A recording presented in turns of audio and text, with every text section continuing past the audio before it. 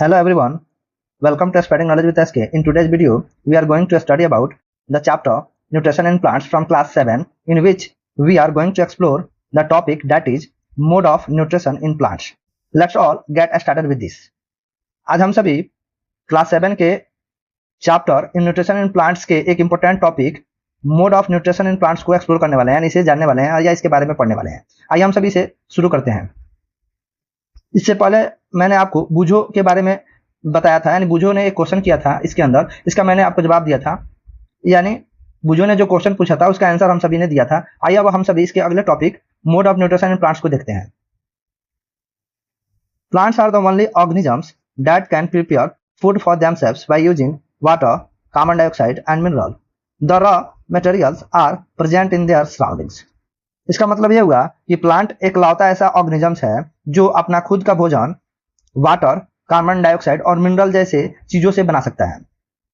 So the raw materials, यानी जो इनके लिए रॉ मटेरियल्स है, यानी जैसे कि वाटर, कार्बन डाइऑक्साइड और मिनरल, वह अपने सराउंडिंग से ही प्राप्त कर लेता है। यानी इसके जो रॉ मटेरियल है वाटर, कार्बन डाइऑक्साइड और मिनरल, ये सारे रॉ मटेरियल्स में आते हैं और ये रॉ मटेरियल्स उनके यानी पौधे के सराउंडिंग्स में ही मौजूद है, यानी पौधे के परिवेश में ही ये मौजूद होते हैं, यानी रहते हैं वहां जहां से प्लांट्स आसानी से इसे ले लेते हैं। यानी सारे रॉ मटेरियल्स जो है वो प्लांट अपने सराउंडिंग से ले लेता है, जो उसके सराउंडिंग्स में मौजूद होता है। The nutrients enable living organisms to build their bodies, to grow, to repair damage parts of their bodies and provide the energy to carry out life processes. इसका मतलब ये हुआ कि ये न्यूट्रिएंट्स जो है वह लिविंग ऑर्गेनिजम्स को अपने बॉडी के निर्माण करने में मदद करता है, और यही न्यूट्रिएंट्स उस लिविंग ऑर्गेनिजम्स को ग्रो करने में मदद करता है, या उस लिविंग ऑर्गेनिजम्स के अंदर कोई डैमेज पार्ट है उसे रिपेयर करने में भी यही न्यूट्रिएंट्स मदद करता है। और यही न्यूट्रिएंट्स उस लिविंग ऑर्गेनिजम्स को एनर्जी प्रदान करता है, जिससे वो अलग अलग तरह के लाइफ प्रोसेसेस जैसे डाइजेशन, रेस्पिरेशन, एक्सक्रीशन जैसे लाइफ प्रोसेस को वो आसानी से कर पाते हैं इन्हीं न्यूट्रिएंट्स की मदद से। यानी ये लिविंग ऑर्गेनिजम्स को जो न्यूट्रिएंट्स देते हैं उनसे ये एनर्जी प्राप्त करते हैं लिविंग ऑर्गेनिजम्स, और इसके मदद से भी अलग अलग तरह के लाइफ प्रोसेसेस को कैरी आउट कर पाते हैं। Next is nutrition is the mode of taking food by an organism and its utilization by the body। यानी इसका मतलब यह हुआ कि न्यूट्रिशंस एक लिविंग ऑर्गेनिजम्स फूड को अपने बॉडी के अंदर लेते हैं और बॉडी के लिए इस फूड का इस्तेमाल करते हैं, तो इस मोड ऑफ टेकिंग फूड को ही हम न्यूट्रिशंस कहते हैं।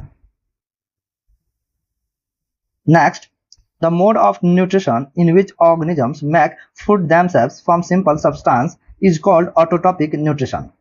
यानी एक ऐसी मोड ऑफ न्यूट्रिशन जिसके अंदर ऑर्गेनिजम्स अपना खुद का भोजन सिंपल सब्सटेंस की मदद से बना लेते हैं, उन्हें हम ऑटोट्रॉपिक न्यूट्रिशन कहते हैं। ऑटोट्रॉपिक को दो वर्ड में बांटा गया है, दो वर्ड से मिलकर बना है ऑटोट्रॉपिक। ऑटो प्लस ट्रोफॉस मिलकर बना है ऑटोट्रॉपिक। ऑटो मतलब सेल्फ, ट्रोफॉस मतलब न्यूट्रिशमेंट, यानी जो अपना खुद का न्यूट्रिशन तैयार कर ले, यानी भोजन तैयार कर ले, उस मोड को हम ऑटोट्रॉपिक न्यूट्रिशन कहते हैं। Therefore, plants are called autotrophs। इसीलिए प्लांट्स को हम सभी ऑटोट्रॉप्स कहते हैं, क्योंकि प्लांट्स जो है अपना खुद का भोजन सिंपल सब्सटेंस से बना लेते हैं, इसीलिए प्लांट्स कहलाएंगे ऑटोट्रॉप्स। क्योंकि प्लांट जो है वो ऑटोट्रॉपिक न्यूट्रिशन ऑफ मोड को इस्तेमाल करते हैं, इसीलिए प्लांट कहलाएंगे autotrophs. Animals and most other organisms take in food prepared by plants, so they are called heterotrophs. Heteros means other. इसका मतलब यह हुआ कि सारे जानवर और अन्य सारे ऑर्गेनिजम्स जिनके अंदर लाइफ है वे प्लांट्स के द्वारा तैयार किए गए भोजन को लेते हैं, इसीलिए इन सारे ऑर्गेनिजम्स को हम सभी हेटेरोट्रॉप्स कहते हैं। हेटेरोस का मतलब ही होता है अदर्स, यानी हेटेरोस का मतलब ही होता है अदर्स, यानी ये अन्य से भोजन प्राप्त करते हैं, यानी ये खुद ऑटोट्रॉप्स के जैसा फूड नहीं बना सकते हैं। सो ये ऑटोट्रॉप्स के द्वारा तैयार किए गए, प्रिपेयर किए गए फूड को लेते हैं, इसीलिए इन्हें हम बोलते हैं हेटेरोट्रॉप्स। इसका मतलब ये हुआ कि जानवर और अन्य सारे जीव प्लांट्स के द्वारा तैयार किए गए भोजन को लेते हैं, इसीलिए इन्हें हम हेटेरोट्रॉप्स कहते हैं। Moving to the next, that is the question of Paheli. हम सभी अगला देखें तो यहाँ आपको पहेली का क्वेश्चन है। यहाँ कुछ पहेली ने क्वेश्चन किया है जिसका आंसर हम सभी को देना है। तो पहेली ने क्या क्वेश्चन किया है ये हम सभी से देखते हैं। Paheli wants to know why our body can not make food from carbon dioxide, water and minerals like plants do. Paheli जानना चाहती है कि क्यों हमारा शरीर कार्बन डाइऑक्साइड, वाटर और मिनरल के मदद से प्लांट जैसे भोजन क्यों नहीं बना सकते हैं। यानी पहले ये जानना चाहती है कि हमारा शरीर प्लांट जैसा ही कार्बन डाइऑक्साइड, वाटर और मिनरल्स की मदद से भोजन क्यों नहीं बना सकता है। जैसे कि आप जानते हैं कि प्लांट जो है वो अपना भोजन कार्बन डाइऑक्साइड, वाटर और मिनरल्स की मदद से बनाते हैं, वैसे ही हमारा बॉडी क्यों नहीं इन सभी मटेरियल का इस्तेमाल करते हुए भोजन बना सकता है, यही जानना चाहती है पहली। आइए हम सभी पहली के क्वेश्चन का आंसर देने का कोशिश करते हैं। यहाँ आप देख सकते हैं पहली जो है वो क्वेश्चन कर रही थी कि हमारा बॉडी प्लांट जैसा ही कार्बन डाइऑक्साइड, वाटर और मिनरल्स की मदद से भोजन क्यों नहीं बना सकता है। इसी का हम सभी यहाँ आंसर देखने वाले हैं। आंसर है पहली, our body can not make food from carbon dioxide, water and minerals like plants do because we do not have chlorophyll और the ability to perform photosynthesis. हम पहली को समझा रहे हैं कि हमारा बॉडी कार्बन डाइऑक्साइड, वाटर और मिनरल्स की मदद से प्लांट जैसा भोजन नहीं बना सकता है क्योंकि हमारे बॉडी में क्लोरोफिल नहीं पाया जाता है और हमारा बॉडी फोटोसिंथेसिस प्रोसेस को करने में सक्षम नहीं है। यानी हमारा बॉडी फोटोसिंथेसिस प्रोसेस जो प्लांट कर सकते हैं वो हमारा बॉडी नहीं कर सकता है। Plant have special structures in their leaves called chloroplast which contain chlorophyll. यानी प्लांट्स में एक स्पेशल स्ट्रक्चर होता है उनके पत्ते के अंदर जिसका नाम है क्लोरोप्लास्ट, और यही क्लोरोप्लास्ट क्लोरोफिल को रखा हुआ होता है। यानी इसका मतलब प्लांट्स के अंदर उनके लिप्स में एक स्पेशल स्ट्रक्चर होता है जिसका नाम है क्लोरोप्लास्ट, और यही क्लोरोप्लास्ट के अंदर ही क्लोरोफिल पाया जाता है। यानी ये क्लोरोप्लास्ट ही इस क्लोरोफिल को रखा होता है। This pigment helps capture sunlight and convert carbon dioxide and water into glucose means food. और यही पिगमेंट यानी यही क्लोरोफिल आपको सनलाइट को कैप्चर करने में मदद करता है, और यही क्लोरोफिल कार्बन डाइऑक्साइड और वाटर को ग्लूकोज में बदलने में मदद करता है। यानी ग्लूकोज यहाँ प्लांट्स का फूड है। इसका मतलब यह हुआ कि ये क्लोरोफिल सनलाइट को तो कैप्चर करने में मदद करता ही है, इसके अलावा यही क्लोरोफिल आपको प्लांट्स को कार्बन डाइऑक्साइड और वाटर की मदद से फूड बनाने में यानी ग्लूकोज बनाने में मदद करता है। यानी इसका मतलब क्लोरोफिल की मदद से ही प्लांट जो है वह कार्बन डाइऑक्साइड और वाटर को ग्लूकोज में कन्वर्ट कर पाते हैं, यानी अपना भोजन बना पाते हैं। Humans and animals do not have chlorophyll or chloroplast, so we cannot make our own food. Humans और सारे जानवर के पास कोई क्लोरोफिल नहीं होते हैं, या ना ही क्लोरोफिल होते हैं और ना ही क्लोरोप्लास्ट होते हैं। यानी ह्यूमंस और एनिमल्स में ना ही क्लोरोफिल पाए जाते हैं ना ही क्लोरोप्लास्ट होता है। इसीलिए हम सभी अपना खुद का भोजन नहीं बना सकते हैं प्लांट के समान। यानी ह्यूमंस और एनिमल्स में क्लोरोफिल और क्लोरोप्लास्ट दोनों नहीं पाए जाते हैं, इसीलिए ह्यूमंस अपना खुद का भोजन नहीं बना सकते हैं। इसीलिए instead we get energy by eating food from plants और एनिमल्स। इसके अतिरिक्त हम सभी अपना भोजन पौधों या जानवर को खा के प्राप्त करते हैं। यानी हम सभी खुद का भोजन नहीं बना सकते हैं प्लांट के समान, इसीलिए हम सभी अपना भोजन या तो प्लांट या तो जानवर दोनों को खाकर हम सभी अपना एनर्जी प्राप्त करते हैं। यानी हम सभी एनर्जी या तो प्लांट से लेते हैं या एनिमल से। यानी हम सभी प्लांट या एनिमल्स को कंज्यूम करके उनसे एनर्जी प्राप्त करते हैं, क्योंकि हम प्लांट के समान फोटोसिंथेसिस प्रोसेस से फूड नहीं बना सकते हैं। Our body breaks down the food to release energy, but we cannot produce food like plants do. यानी हमारा जो बॉडी है वह फूड को ब्रेक डाउन कर देता है, यानी तोड़ देता है और उसे एनर्जी रिलीज कर देता है। यानी हमारा बॉडी जो है फूड को ब्रेक डाउन करके एनर्जी को रिलीज करता है, यानी एनर्जी निकालता है। लेकिन हम सभी प्लांट के समान खुद का भोजन नहीं बना सकते हैं। भले ही हमारा बॉडी फूड को ब्रेक डाउन करके उसे एनर्जी ले सकता है, लेकिन हमारा बॉडी प्लांट के समान फूड प्रोड्यूस नहीं कर सकता है। तो मैंने यहाँ आपको बता दिया कि पहली जो जानना चाहती थी उसे मैंने यहाँ आपको कंप्लीटली बता दिया है। So moving to the next, that is now we may ask where the food factories of plants are located, whether food is made in all parts of a plant और only in certain parts, how do plants obtain the raw materials from the surroundings, how do they transport them to the food factories of plants. अब हम सभी ये पूछ सकते हैं कि plants का जो फूड फैक्ट्रीज है वो कहाँ लोकेटेड है, यानी कहाँ स्थित है। यानी प्लांट्स का फूड फैक्ट्रीज कहाँ अवस्थित है, इसके बारे में हम सभी पूछ सकते हैं।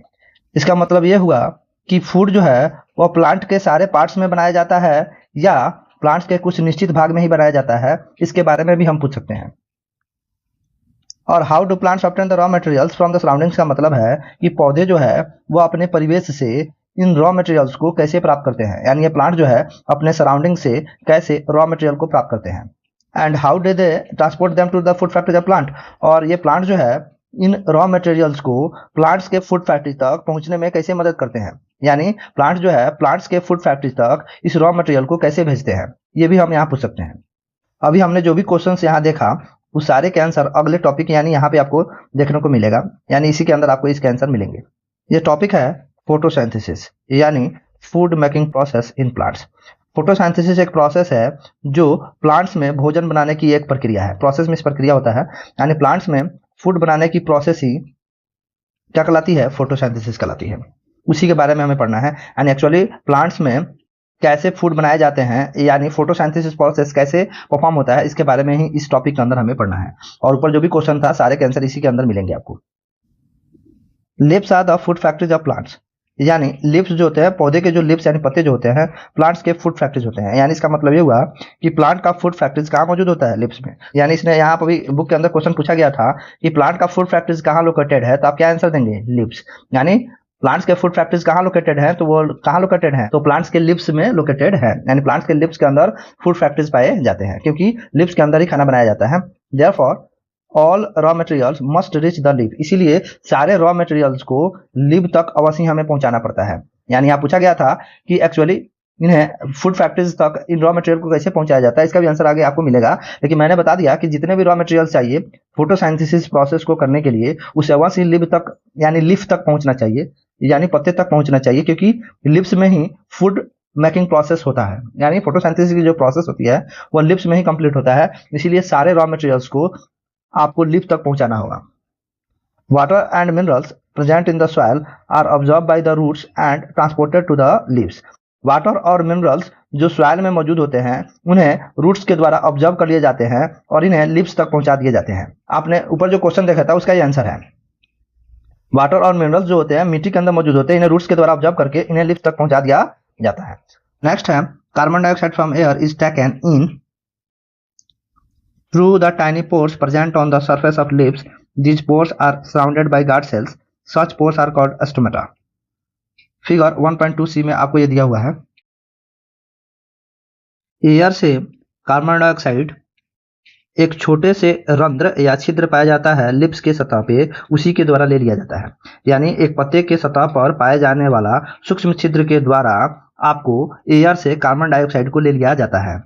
और लिप्स के सरफेस पे पाए जाने वाला जो ये टाइनी पोर्स है, इसी को हम लोग स्टोमेटा कहते हैं। यानी लिप्स के सतह पर पाए जाने वाला छोटा छोटा जो छिद्र होगा या होल होगा, उसी को हम स्टोमेटा कहते हैं। और ये स्टोमेटा के चारों तरफ एक गार्ड सेल होते हैं जो इसे गार्ड करने का काम करते हैं। आप स्टोमेटा के बारे में आप जान सकते हैं फिगर 1.2c से, जो नीचे दिया हुआ है। आइए हम इस पिक्चर को देखते हैं। यहाँ आपको पिक्चर 1.2c में दिया हुआ है, यहाँ पिक्चर है स्टोमेटा का। स्टोमेटा का सिंगुलर होता है स्टोमा और प्लूरल होता है स्टोमेटा। ये जो दिख रहा है ये वाला हिस्सा, ये स्टोमेटल ओपनिंग है, यानी स्टोमेटा का जो ये होल है यही यहाँ से खुलता है। और ये जो दोनों तरफ जो दिख रहे हैं ये सारे, ये गार्ड सेल्स हैं। ये लिप्स है जिसको जूम करके यहाँ से दिखाया गया है। इसी लिप्स के इस पार्ट को जूम करके यहाँ दिखाया गया है, जिसके अंदर आपको ये ओपनिंग दिख रहा है, स्टोमेटल ओपनिंग है। यहीं से स्टोमेटा खुलता है और खुलने के बाद यहीं से एयर से कार्बन डाइऑक्साइड इसी के अंदर इंटर करता है और ये लिप्स तक पहुंच जाता है। और इसके चारों तरफ गार्ड सेल है जो कि कंट्रोल करते हैं कि ये होल कब खुलेगा और कब बंद होगा। यानी गार्ड सेल इसके ओपनिंग और क्लोजिंग को कंट्रोल करते हैं। यानी गार्ड सेल का काम है कि स्टोमेटा का ये जो ओपनिंग है यह कब खुलेगा कब बंद होगा, ये कौन डिसाइड करता है, गार्ड सेल। मुझे आशा है आप इस पिक्चर को अच्छे से समझ गए होंगे। आइए हम सभी वापस अपने टॉपिक पे लौटते हैं।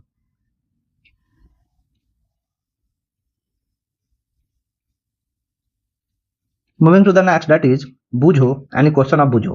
We are moving to the question of Boojho, यानी यहाँ अब बूझो का क्वेश्चन है जिसे हम सभी को उसका आंसर देने हैं। बूझो एक्चुअली क्वेश्चन में पूछ कर रहा है, आइए हम इसे देखते हैं। Boojho wants to know how water and minerals observe by roots reach the leaves. And Boojho यह जानना चाहता है कि कैसे वाटर और मिनरल्स को रूट्स के द्वारा ऑब्जर्व करने के बाद लिप्स तक कैसे पहुंचाया जाता है या कैसे पहुंचता है। यानी कैसे वाटर और मिनरल्स लिप्स तक रूट के द्वारा ऑब्जर्व करके कैसे पहुंचता है, इसके बारे में बूझो जानना चाहता है। आइए हम इसके आंसर को देखते हैं। यहाँ बूझो ने पूछा था आपको कि कैसे वाटर और मिनरल्स रूट के द्वारा जो ऑब्जर्व किए जाते हैं लिप्स तक कैसे पहुंच जाते हैं, इसके बारे में बूझो जानना चाहता था। यहाँ आप देख सकते हैं कि मैंने आंसर दिया है कि कैसे आपको वाटर और मिनरल्स लिप्स तक रूट के द्वारा ऑब्जर्व करने के बाद पहुंचते हैं। Boojho the water and minerals observe by the roots reach the leaves through thin tube like structure called xylem vessels. Boojho को यहाँ बताया जा रहा है कि वाटर और मिनरल्स जो रूट के द्वारा ऑब्जर्व किया जाता है वह लिप्स तक एक पतले से ट्यूब जैसा स्ट्रक्चर जिसका नाम है जाइलम वेसल, इसी के द्वारा वहां पहुंचाया जाता है। यानी इसका मतलब यह हुआ कि ये वाटर और मिनरल्स जो है वो जाइलम वेसल्स के थ्रू लिप्स तक पहुंचता है। और जाइलम वेसल एक पतला ट्यूब जैसा स्ट्रक्चर होता है जिसको हम क्या कहते हैं, जाइलम वेसल्स कहते हैं। और ये जाइलम वेसल ही आपको मदद करता है वाटर और मिनरल्स को लिप्स तक पहुंचने में। इसका मतलब ये हुआ कि वाटर और मिनरल्स जाइलम वेसल्स के थ्रू लिप्स तक पहुंच जाते हैं जो रूट्स ऑब्जर्व किए होते हैं। यानी वाटर और मिनरल्स जो रूट ने ऑब्जर्व किया है उसे जाइलम वेसल्स के द्वारा लिप्स तक पहुंचाया जाता है। The roots absorb water and minerals from the soil and pass them into the xylem, and these xylem vessels form a network of pipes that runs from the roots to the stems and leaves. यानी ये roots जो है वो water और minerals soil से observe करता है और यह रूट जो वाटर और मिनरल्स को ऑब्जर्व किया इसे पास कर देता है जाइलम के पास। यानी रूट ने जो वाटर और मिनरल्स सॉइल से जो ऑब्जर्व किया उसके बाद यह जाइलम वेसल की तरफ भेज देता है, यानी ये जाइलम वेसल को पास कर देता है और ये जाइलम वेसल्स एक नेटवर्क जैसा पाइप बना लेता है जो रूट से लेकर स्टेम तक और लिप्स तक ये सारे पाइप फैले होते हैं और इसके द्वारा आपको लिप्स तक इस वाटर और मिनरल्स को पहुंचा दिया जाता है।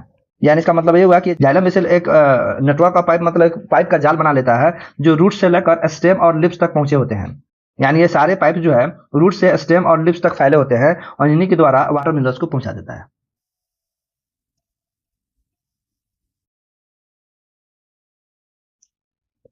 The movement of water and minerals through the xylem is mainly driven by a process called transpiration, where water evaporates from the leaves, creating a pool that draws more water upward.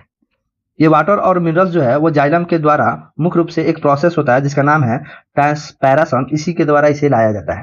यानी water और minerals की जो movement होती है वह root से lips तक जाने में एक प्रोसेस इस्तेमाल करता है जिसका नाम है ट्रांसपैरेशन। यानी इसका मतलब वाटर और मिनरल रूट से लिप्स तक पहुंचने में जो मूवमेंट होती है वह एक ट्रांसपैरेशन प्रोसेस ही उसे पूरा करने में मदद करता है। यानी ट्रांसपैरेशन के द्वारा ही वाटर और मिनरल्स रूट से लिप्स तक पहुंचते हैं। ये ट्रांसपैरेशन प्रोसेस के द्वारा वाटर जो है लिप्स से क्या हो जाते हैं, उड़ जाते हैं और ये एक पूल को क्रिएट कर देते हैं जो ज्यादा से ज्यादा पानी को ऊपर की तरफ लाते हैं। इसका मतलब ये हुआ कि ये वाटर मिनरल्स का जो मूवमेंट है वो ट्रांसपैरेशन प्रोसेस से होता है और ट्रांसपैरेशन प्रोसेस एक तरह से पूल क्रिएट कर देता है जो ज्यादा से ज्यादा पानी को ऊपर की तरफ लिप्स तक पहुंचाने में मदद करता है। This way the absorb water and minerals travel from the roots to the leaves where they are used for photosynthesis. इस तरीके से वाटर और मिनरल्स जो ऑब्जर्व किए गए हैं सॉइल से वह रूट से ट्रेवल करते हुए लिप्स तक पहुंचता है जहां इस वाटर और मिनरल्स का इस्तेमाल फोटोसिंथेसिस के लिए प्लांट्स के द्वारा किया जाता है फूड बनाने के लिए। एक्चुअली मैंने इसका कंप्लीट आंसर दे दिया जो कि बुझो ने पूछा था, मैंने उसे कंप्लीटली यहाँ समझा दिया है। So moving to the next. तो आपने इसका आंसर कंप्लीटली ले लिया है, यानी आपको मैंने इसका आंसर कंप्लीटली बता दिया है। सो देखते हैं।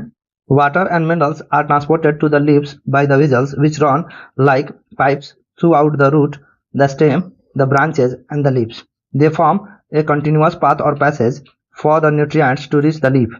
दे are called vessels. You will learn more about transport of materials in plants in chapter 7।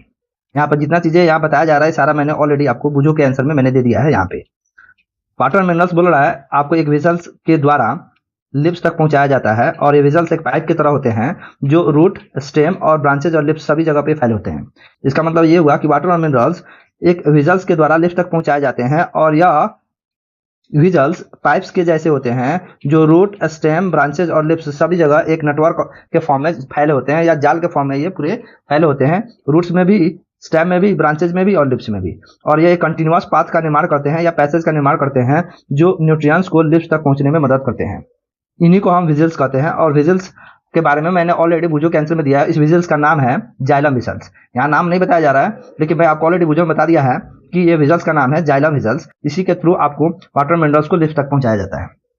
ये बोला जा रहा है यहाँ कि you will learn more about, यानी आपको प्लांट्स में मटेरियल का ट्रांसपोर्ट कैसे होता है, मटेरियल को एक जगह से दूसरी जगह कैसे भेजा जाता है, ये चैप्टर 7 में आप सीखेंगे। आपको इसके बारे में कंप्लीटली बुझो के आंसर में मैंने बता दिया है कि कैसे आप वाटर और मिनरल्स लिप्स तक पहुंचते हैं, उसका प्रोसेस भी बता दिया और उसके अंदर के कंसेप्ट को भी बता दिया है। सो आप चैप्टर 7 में फिर से इसे दोबारा पढ़ेंगे, लेकिन मैंने इसे पहले ही आपको बता दिया है। That is all for today. In next video we are going to learn about and give the answer of पहेलीज क्वेश्चंस। आज के लिए बस इतना ही। अगले वीडियो में हम सभी पहेली के क्वेश्चंस को आंसर करेंगे। Thanks for watching spreading knowledge with SK. I hope you find this video helpful. If you enjoy it, please give it a thumbs up, subscribe for more content and share your thoughts in the comments below. Keep learning and exploring, and I will see you in the next video.